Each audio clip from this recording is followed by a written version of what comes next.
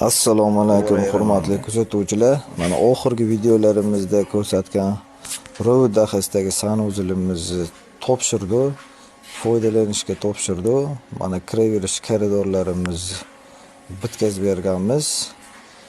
Mana sanuzelimiz ham mana 3 tarafi svetli bejiviy bo'lgan, mativiy. Dushovoy tarafimiz polga uyg'unlashtirib, tomni mokriy asfalt mativiy qilib berganmiz.